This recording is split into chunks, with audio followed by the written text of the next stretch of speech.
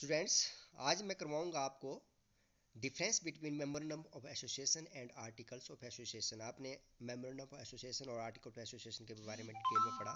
अब इन दोनों में अंतर है। अंतर का आधार है, सबसे पहला पॉइंट है ऑब्जेक्टिव, उद्देश्य।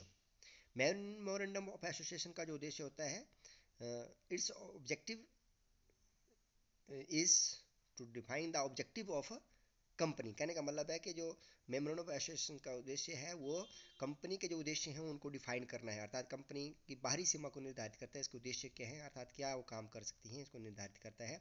Whereas it defines the article of association defines the rules for attaining the objective mentions in the memorandum of association. और जबकि पार्षद अंतर नियम में, जो पार्षद सीमा नियम में ऑब्जेक्टिव्स बताए गए थे, उद्देश्य बताए गए थे, उनको प्राप्त करने के लिए जो है वो रूल्स जो हैं उनको डिफाइन करता है कि क्या क्या आंतरिक नियम और क्या क्या उपनियम होंगे। इसी तरह से दूसरा पॉइंट है position.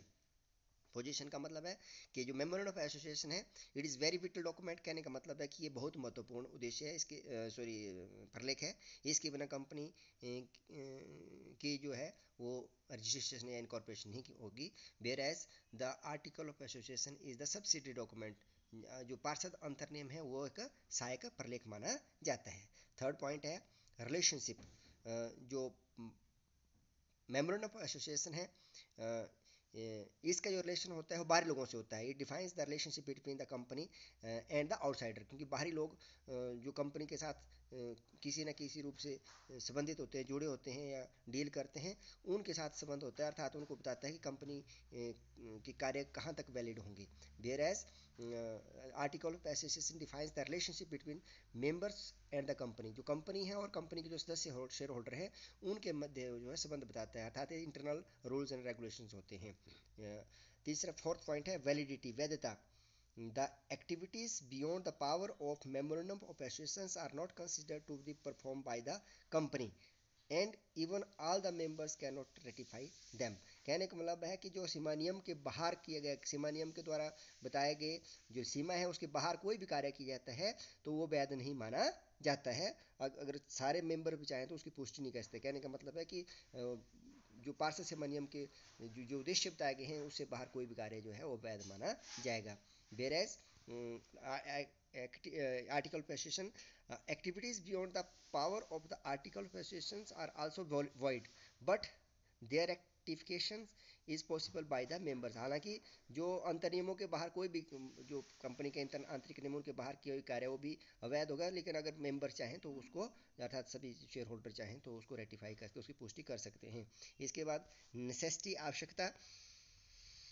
The preparation of memorandum of association is necessary to get the company registered. मैंने बताया कंपनी की रजिस्ट्रेशन करने के लिए मेमोरेंडम ऑफ एसोसिएशन सबसे इंपॉर्टेंट और महत्वपूर्ण डॉक्यूमेंट है। इसके बिना जो है कंपनी की रजिस्ट्रेशन नहीं हो सकती है। Whereas it is articles of association is not necessary to prepare it for public limited company. इसकी अब्सेंस में जो है टेबल ए लागू होता है, ठीक है ना। Absence the provision of table A is applied but it is necessary for a private company. एक निजी कंपनी के लिए आर्टिकल्स ऑफ एसोसिएशन बनाना बहुत जरूरी है, जबकि एक पब्लिक कंपनी अगर आर्टिकल्स ऑफ एसोसिएशन नहीं बनाती है तो जो कंपनी एक्ट के अनुसार जो सारणी टेबल ए दिया हुआ उसके जो नियम है वो लागू हो सकते हैं।